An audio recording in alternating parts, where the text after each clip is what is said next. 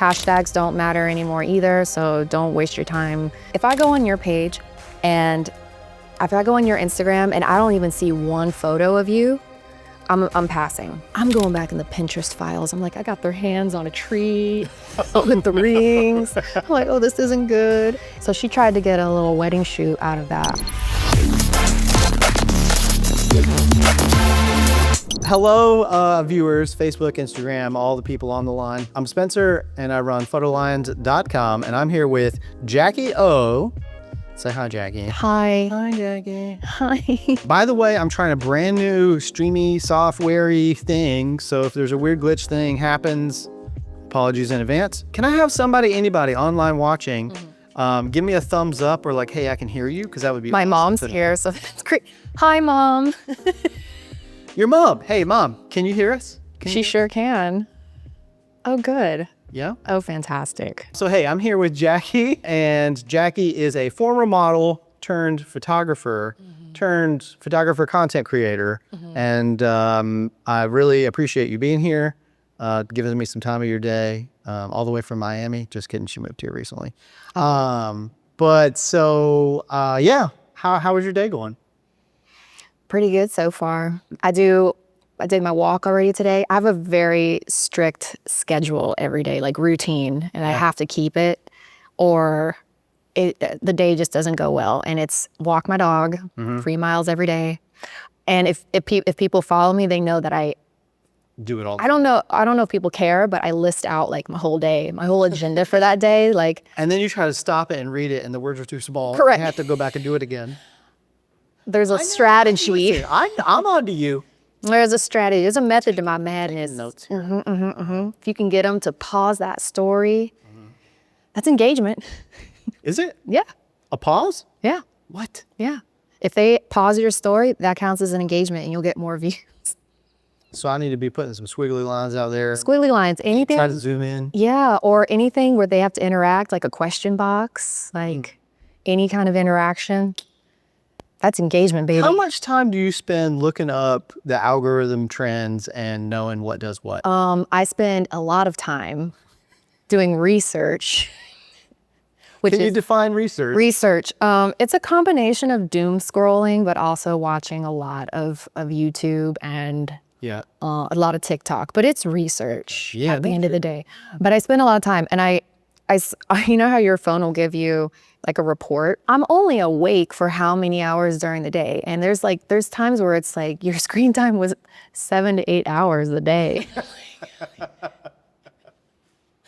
I'm like, okay, well, that's embarrassing. Well, but it is my job. I like to tell myself it's my job. So yeah, it's valid. whatever helps you sleep at night. But I spend a lot of time, to answer your question, I spend a lot of time researching the algorithm because it changes all of the time. They just had some really, we can get into it later, but like really fascinating stuff that just happened like this week.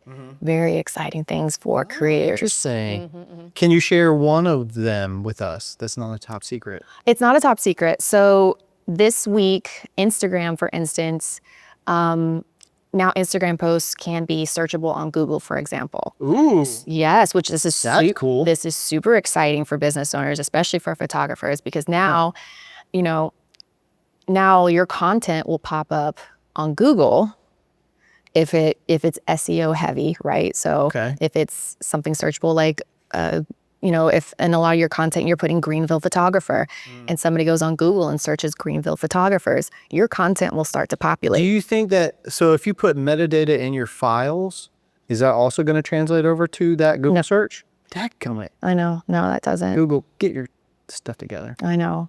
No. And that's why you want to keep your content, the caption, the words that you're using in your content. In the post itself? In the post itself. Not in the metadata? Nope. Metadata doesn't matter. And we're like, if we name, the metadata, we put the name in the video when we upload it, does it make any difference? And it does not, unfortunately. You can name that whatever, you can name it whatever you want. Dang, I don't even know what to do with that. Apparently, it does not matter. I know. Well, okay, I spent all that time creating metadata keyword lists. It's not going to matter. Stick it in stick it in the caption somewhere. Dang. Okay. Hashtags don't matter anymore either, so don't waste your time figuring out hashtags. But the hashtag continues to make it searchable, right? Like if you want to go and search a phrase or word, you can do that, and then anything with that hashtag will be pulled up.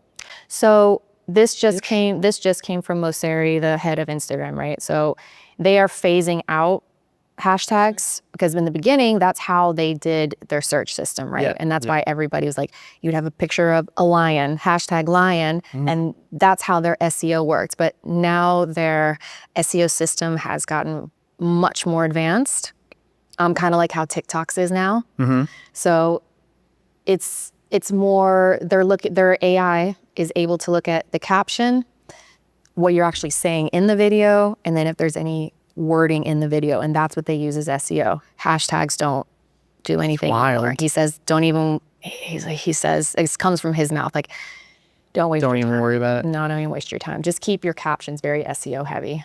Well, I actually like that better because I really hated hashtagging all the stuff and things. Yeah. We would spend so much time researching the hashtags, and then some of them would be banned. And so if you put a banned hashtag without knowing, your content isn't discoverable. It's lame. Hashtags are Oh my gosh, what was that? One more time. Hashtags are out. Okay, so I'm just going to ask this because I thought about it earlier and I was going to save it for the very end, but it's in the top of my brain for whatever reason. If you could rewind, build a time machine, go back to model Jaquie, what would you tell yourself 10 years ago? I would tell model Jaquie to stop. Don't worry so much about what other people think. You got to let that go. Like, we spend so much time, like, as business owners, models, photographers, just anybody really, even our clients, right? Nobody cares as much as you do. The things that you're worrying about, this is all stuff that you're creating in your head, and you can create so much stress. You can create barriers for yourself that are non-existent. You're creating them in your head. Yeah. And I think I created a lot of unnecessary barriers for myself back then because I was in my head worried about so many things that only I cared about. Nobody else knew or noticed, or nobody cares. Yeah. Nobody cares about you as much as you think they do. We put ourselves on such a pedestal. We think, oh, they noticed this or they noticed that. Like clients, for example. Don't get this side. I hate my ears. And I'm just looking at them like, what is wrong with your ears? First of all, there's nothing wrong with your ears. Right. Nobody cares. Nobody cares. I mean, you're going to be sitting here and they'll fidget the whole time and they'll be like, and it ruins the experience. Yeah. It ruins the vibe and it ruins their comfortability. And it's like, and I get it. This is so much easier said than done. Yeah. Trying to get people to let go. A lot of inner work needs to happen. Yes. And if you I love the inner work. I do too. I love the personal work. I know you do. I mean, that's what Photolines is. Well, it's like business therapy, like actually. Yeah. But I'm not going to go into that right now. If you want to look at it, you can go to photolines.com. Find out for yourself. Now, photographer Jaquie, how long have you been a photographer? I've been a full-time photographer for about 7 years now. So I'd say around 2018. Okay. I became a full-time photographer. And it's crazy because I just kind of got thrown into it with not a lot of experience whatsoever. I probably have a very unique experience. Okay. From other people, because when I got out of college and I stopped modeling, I got my degree in economics, and so I started working with we'll call it real estate finance. Okay. Oh. Total off the beaten path, and did that for a couple of years, and I moved around different places. I was in Vegas, I was in California, I was in Kansas City. Like, they moved me around a lot. And so I was in my working girl era. Or not working girl. You know, whatever you know what I mean. do. It kind of felt working girlish. Very male-dominated field. Yeah. But somebody I was working with at one of these companies, their husband had a creative agency. And around that time, I just picked up a camera. I was taking pictures of my friends, But, I had like an eye. I had an eye for it, and I was just doing like things for my friends and yada yada.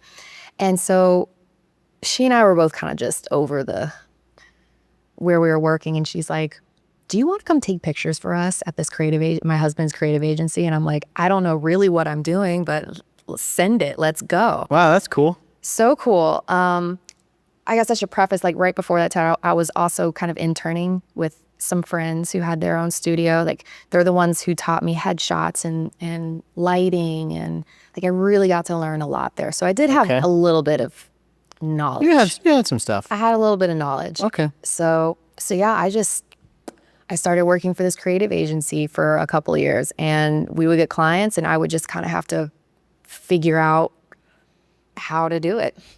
Well, without knowing what I'm really doing. That is It was a lot of figure it out, but I did it. I work very well under pressure. I can figure stuff out, and I think now I can go into a situation, maybe I'm not knowing exactly how to light it, but I can figure it out pretty quickly. You know, because of that very quick kind of environment I was in.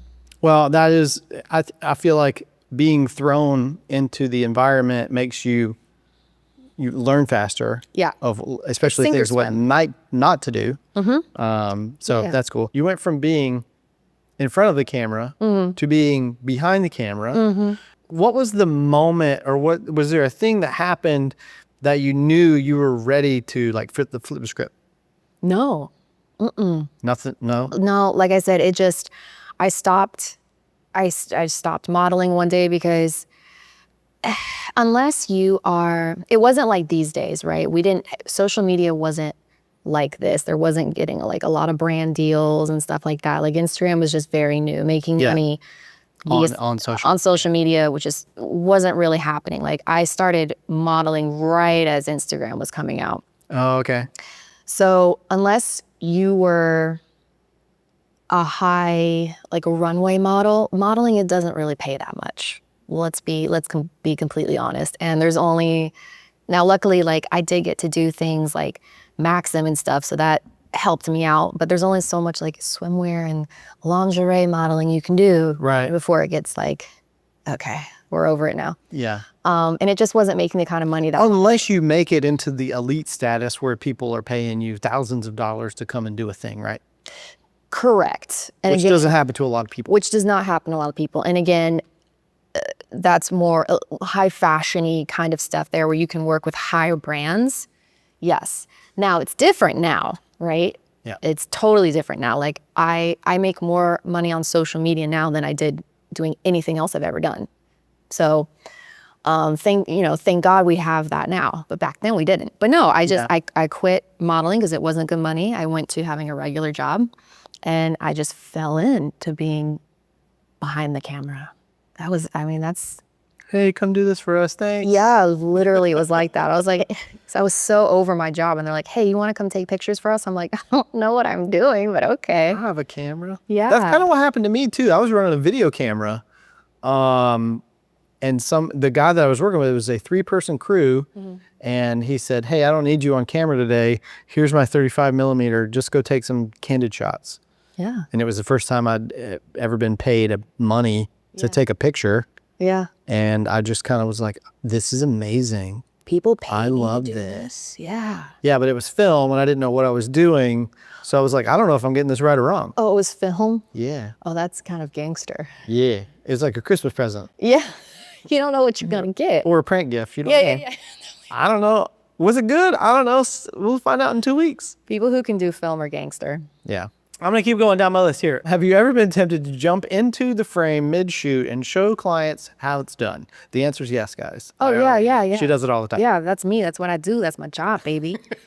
I mean, for a couple of reasons. I feel like it helps them to see an example, real life example, how to get into the pose, makes them feel a little bit more comfortable. We can laugh about it, so we get, that rapport. And that, I feel like when they see you kind of, I won't say breaking the professional mold down a little bit, but like, hey, this person is kind of goofy and having a good time. Like, it's okay for me to like, I can loosen up. Just relax. Yeah. And I think that is so super duper important for photographers. Your job is not only to provide a product, you are providing a service, and part of that service is an experience. And part of that experience is being a cheerleader, is being a therapist, is getting something out of somebody. That's what you're being paid to do. Yeah. I mean, that's what a portrait is, honestly. Yeah. A portrait is like the persona of that person in a visual. Correct. And so, I mean, I've seen you do it and you've seen me do it. Like when we were throwing that fabric around, I was jumping around like a ballerina, flowing it. Yeah. That's all we're going to say about it. It's very important to demonstrate. And if you're not comfortable demonstrating, get comfortable doing it. Yeah. I did pretend I was Batman at one point, also Mother Teresa. You did. You made a beautiful Mother Teresa. It was great. So modeling teaches you how to pose, but photography requires teaching others to pose. What surprised you the most when you started reversing those roles? Like when you were behind the camera helping other people like how to pose. What was did you have any revelations inside of that? Like, oh yeah, I should. That's an interesting question. Everybody is so different. And I guess the revelation that I had is you have to treat everybody very differently. Not everyone has the same level of comfortability at all. Right. And a lot of people are extremely insecure. Extremely insecure. And I think it's really beautiful when people are able to be a little bit vulnerable with us and open and allow us to capture these images when maybe they are not very comfortable, they're insecure. I think it's brave. I think it's super brave. And that's kind of a revelation I had is the bravery that some people can have and how, because to me, it's totally second nature being in front of a camera. Like I'm so comfortable, but most people are not comfortable. I've had someone approach me for a headshot, simple, basic, like corporate headshot and say, I'm just going to tell you straight up, I don't enjoy having my picture taken. Oh yeah. It really, I had a trauma as a kid. Like it's painful for me. She proceeded to cry during the session, which is why I'm like, sometimes it's like therapy because we're dealing with people. Big time. Have you ever had an occurrence like that where people get emotional and not because they love what they're seeing on camera, but because it's like difficult to have a camera on them? Have you ever experienced that? Maybe not as intensely as that, like them actually having like a breakdown.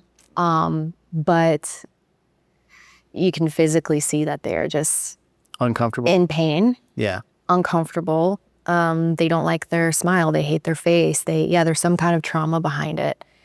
And there's a level of therapy that's there. Yeah. There's a skill to it. You have to learn how to deal with people, be very empathetic, super empathetic, and have tools to get things out of people. I think is very important. Like a chisel? Like a chisel. Yeah, like a metaphorical chisel. Some people do have shells that you have to crack. Oh, yeah. And it is sometimes tough. And sometimes it doesn't happen.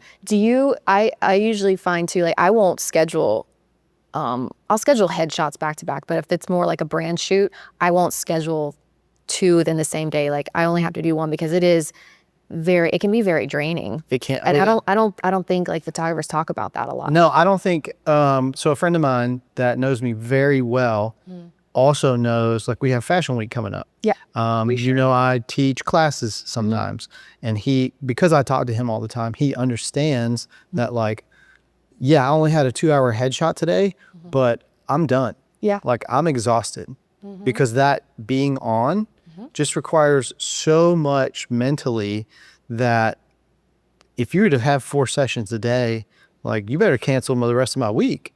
Yeah.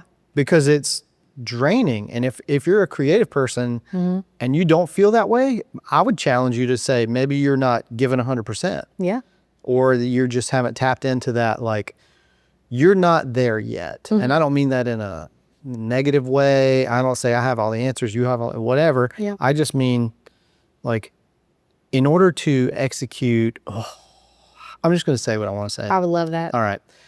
So if I charge $500 for a headshot, right, and you walk away with one image, and it takes me 10 minutes to produce that headshot, you didn't pay me $500 for a headshot that took 10 minutes. Right. You paid me to respect your time, execute a professional level headshot that took me years Correct. to get right in that 10 minutes. Correct. And the what it took for me to get that out of you too, because most people are, again, like we just said, are coming into these situations not comfortable. Right.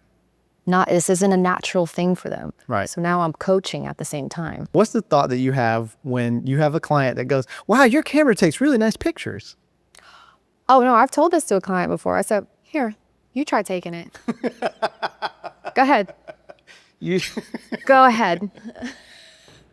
Oh my God. Yeah, your camera takes such great pictures. Oh, okay. You want to try? Yeah. Go ahead. Do it. It's just pressing a button. That's it. I mean, before I was a photographer, I guess I was kind of ignorant to that too.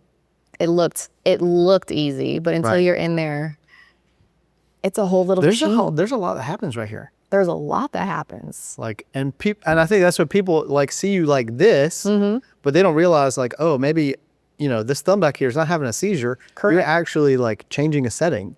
Correct. And if you like do multiple finger things, there's a lot going on. So yeah, your content always feels really fun and approachable. What is your secret sauce for making educational tips actually engaging and not snoozeworthy? I don't know if there's a secret sauce, but what I will tell you is that I try to show up authentically. And that's what I encourage like other photographers to do, is to show up authentically. Yeah. Because the audience is going to know if you're faking something. For instance, Right. my content, as I guess you could describe it, as a little bit educational, but that's because I have, and the way I deliver it is because I have conviction, right? I believe in what I'm saying. I know what I'm saying. So I'm able to tell that and come across in a way that seems like I have authorities, because, well, I do. I know this, but I try to deliver it in a way that I would want it delivered if I was a beginner.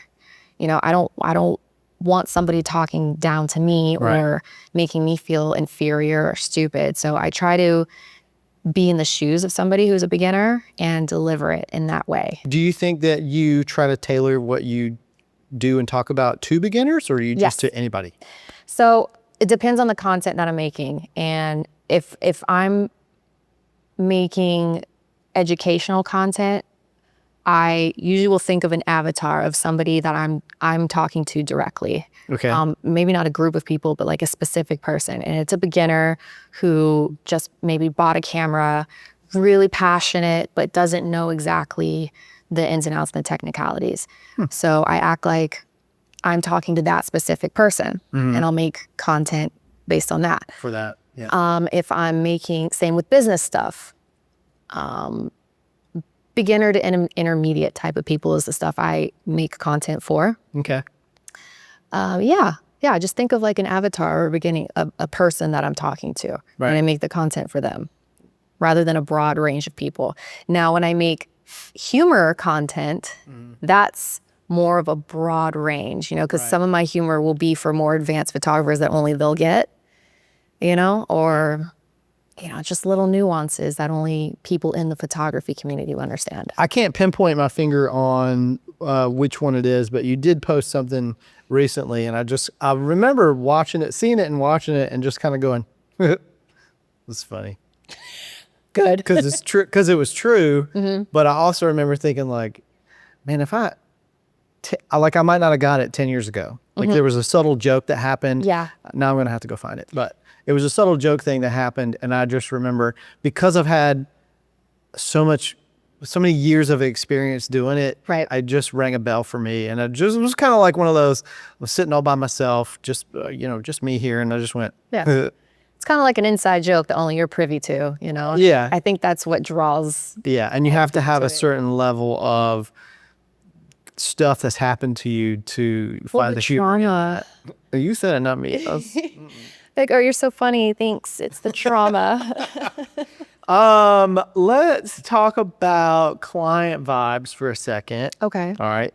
What's the funniest or most unexpected thing that's ever happened during a shoot? This had to have been one of my very first paid shoots, and I was interning at the studio. Okay. And they sent me on my first paid job. Okay, cool. Lady called in. She wanted to do a photo shoot at the beach. Okay, we can do that. I've done those before. I can handle that. It's funny you say that because I was going to say my weird thing happened at the beach too. Go ahead. Everything weird happens at the beach. So okay, yeah, we can handle that. This is where the red flags start coming in, right? Okay. She wanted to do it at noon. Ugh. That's not a good sign. So already I'm really nervous because I've never gone out and done a shoot before. It's at noon at the beach. All right. Tight. Are you reliving the stress? Yeah, can you tell me? It's okay, guys. She'll recover quickly, I promise. So I get there, I get to the beach, not a cloud in sight, Jesus, you know what I'm saying? Full on sun. And I'm looking for this woman, I'm not seeing her. And like in the distance, I see this woman in like a wedding dress. And I'm like, oh, that's so beautiful. She just got married. She's walking closer to me, okay? Much closer to me, walks up. Are you Jaquie? I'm like, okay. Not only this, okay. So long story short, they had just gotten married, okay. She was trying to pull a wedding shoot out of this, okay. Not only was she in this white dress in the middle of the day, they were from Jamaica. Okay. So they are dark skin. So we got contrast happening here. In the brightest part of the day. In the brightest part of the day. Okay. And she's trying to get this photo shoot on the beach type of situation. So I'm trying to make it happen. It's not happening. It's not looking good. It's not looking great. Yeah. Not only that, so I'm trying to find a tree. Like I'm doing all of like, I'm going back in the Pinterest files. I'm like, I got their hands on a tree with the rings. I'm like, oh, this isn't good. And we're like, walking to the ocean, and she leans over and she goes, I want to surprise him. I'm going to tell him that I'm pregnant. I'm like,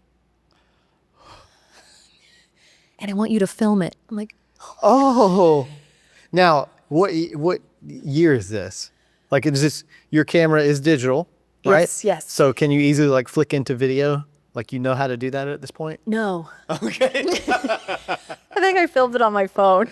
Oh my God. I had no clue. I was like, oh my God, I definitely don't know video at this point. Holy moly. Okay. So, all right, we're going over to the next location, and she goes to surprise him, gives him this little bag. He's like, what is this? This man, first of all, doesn't want to be here. He doesn't want to for be sure. here. Yeah. This was a shotgun wedding that he didn't know it was a shotgun wedding. He opens up the bag. He takes out this white coffee mug that has like permanent marker written on it, like you're a dad, and the Oh, sorry. Oh gosh. chicken scratch, and the pregnancy test is just dangling inside the cup like a straw.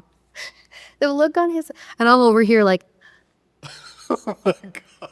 he has sheer terror, total regret, Oh.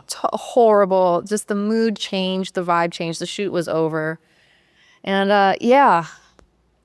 Wow. So she tried to get a little wedding shoot out of that. I thought we were doing bikinis, hot girl stuff. Hot. Yeah. No. That's what we want at the beach. So definitely I would say this is now this is why I have a Zoom call with my clients before the shoot. And we go over, we have a mood board, they have a questionnaire, they have a contract, and they pay before the shoot. Right. I'm not doing that again. I want to point out that she said something very crucial there. Payment happens before the shoot. Payment happens before the shoot. If you're not collecting the full thing, get you a deposit. Bare minimum. Yeah, if nothing else, Bare- get a deposit. Bare minimum deposit. I don't do deposits. I do full on. Yeah, full. I don't play that no more. Well, that's how. So I'm a retired wedding photographer, and I used to tell people all the time, I'm like, you pay me whatever you want up until 7 days. That's 1 week, you guys. 7 days before the wedding day.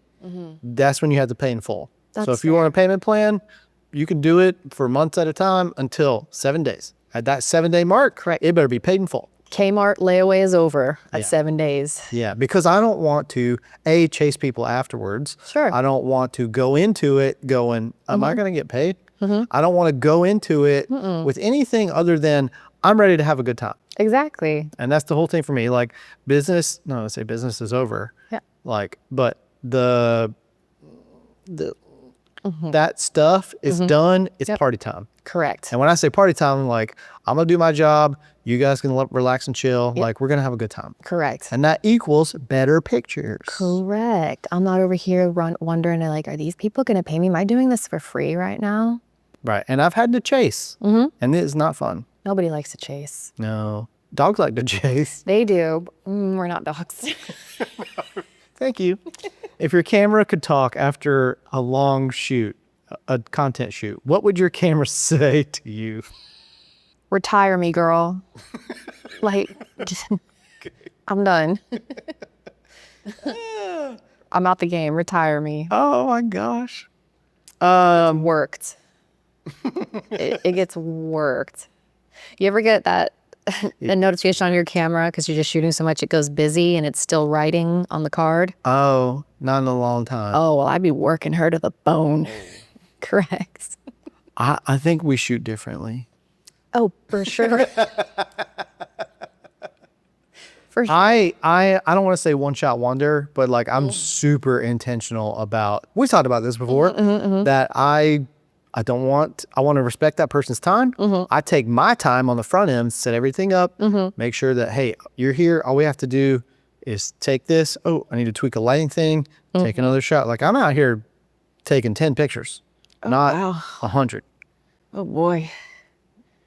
Whew. Does it make you nervous? It does make me nervous because here's the thing. 'Cause I work with a lot of women, right? So do I. Right. But like when we're doing these, so like when you have a girlfriend, right? And she wants you to take pictures of her. She is just like, just start. Nope. No. No. Spencer, if I ask you to take photos of me, okay, I need you to just start clicking and I'm going to burst mode. Burst mode. Constant. I'm going to move because that's how I'm getting candid. Okay. Not posed. Okay. You don't want to stand there like a potato? No. That's how I get like, because what I'll tell them to do, especially the ones who are very uncomfortable and they're not models. A lot of people I work with are not models. No, yeah, that's a fair point. Keep moving. Just keep moving. I'll give them a couple places to go and keep doing that back and forth. Right. And I'm going to pop, AK-47 it. Yeah. And in between there, I'm going to catch. We've just been flagged. Thank you. I appreciate that. And that's all the time we have today, folks. Thanks a lot for playing. I plead the second. Sorry. Yeah, so you prefer to shoot a lot. Yes. Keep the person in motion, is what you're saying. Keep them in motion. Cool. Shoot a lot, get the candid. Yeah. Cool. That's excellent. That's We're great. just two different people. No, that's fine. Fine. That's great. No, have the world needs us. I have a lot of external. Yeah. Oh, me too. Yeah. Yeah. Why do I keep them? I don't know. I don't know. I'm actually in the process of moving everything on external to my online storage system so I can get rid of all my physical stuff.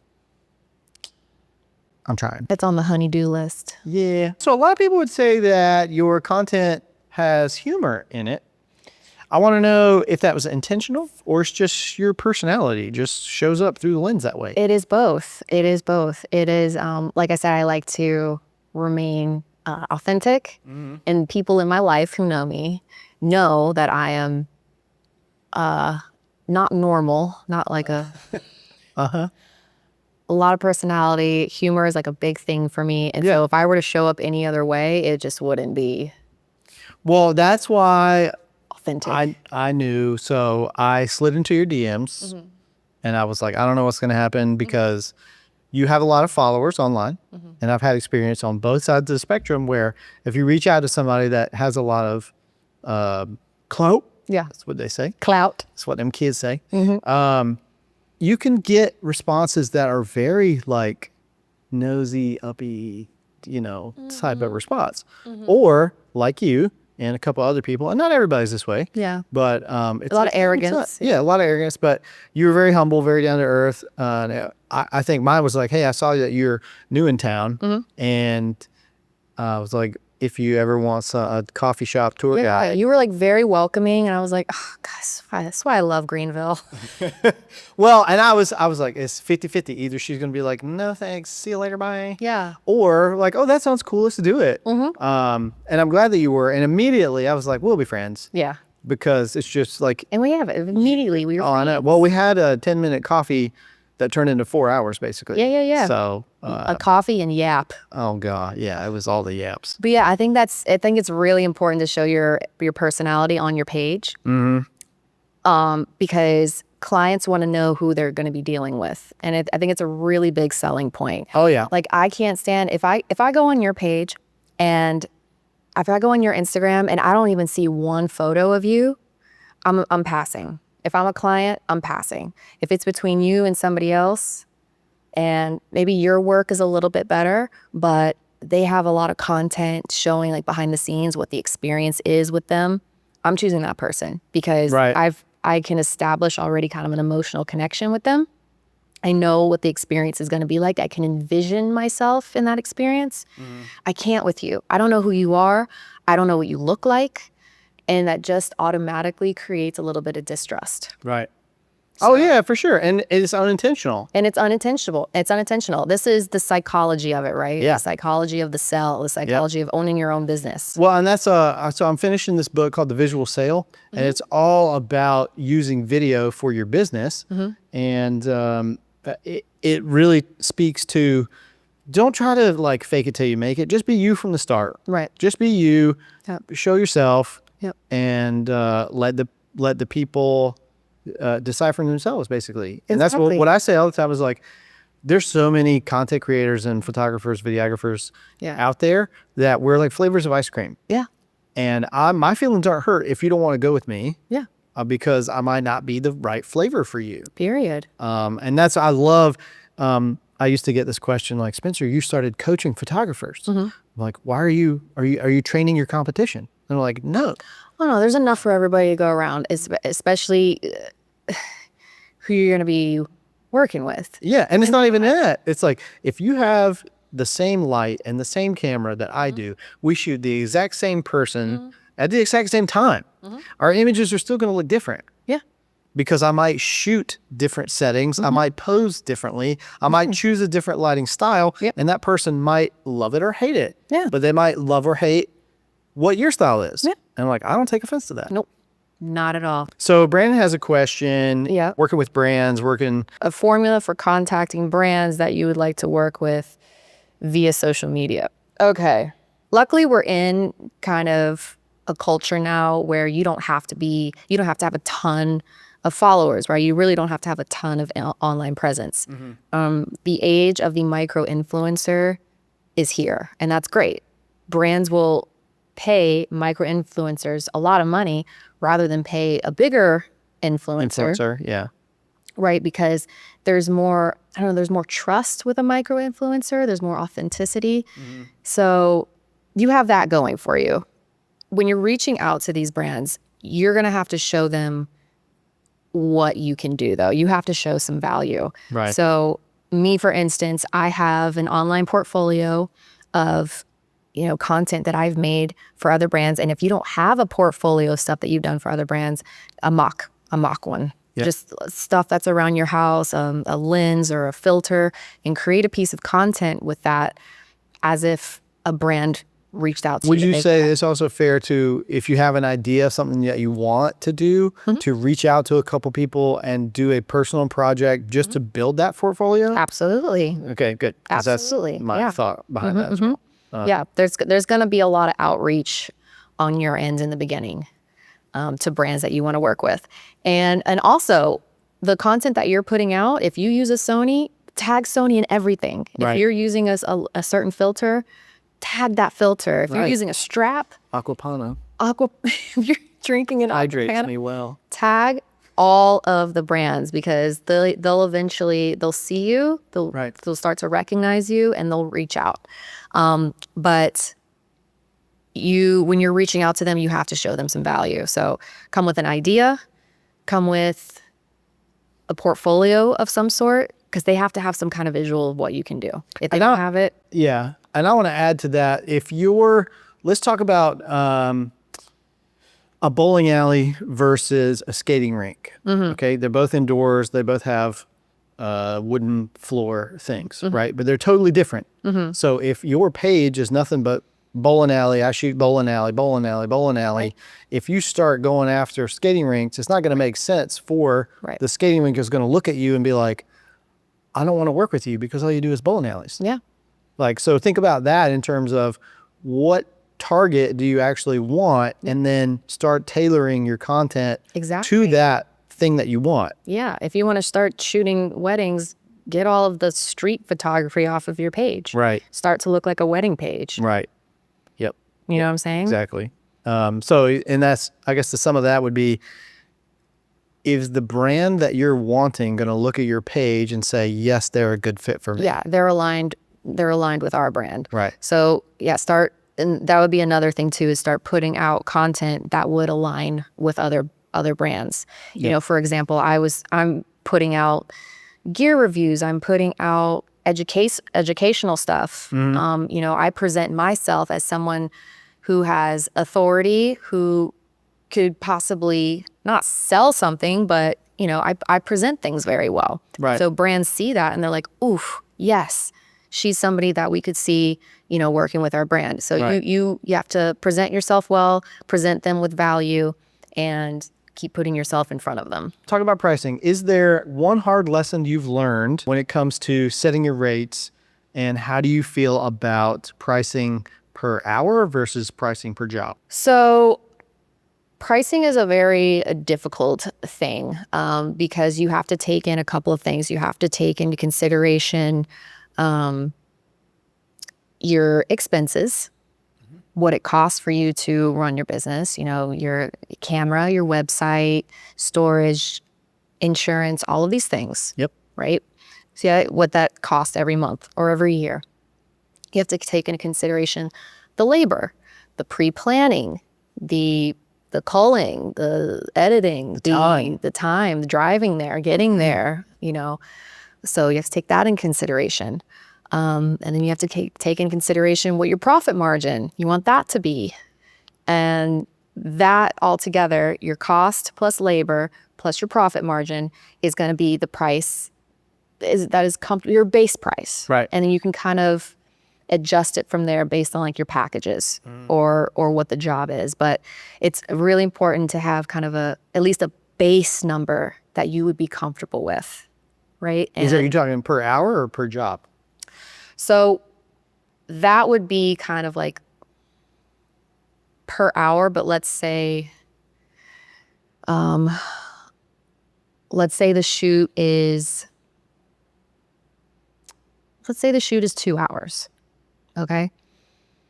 And after taking into consideration, you know, your expenses and your labor and your profit margin, I think that is going to be your base price for like what your normal shoot is. Like I don't shoot longer than 4 hours.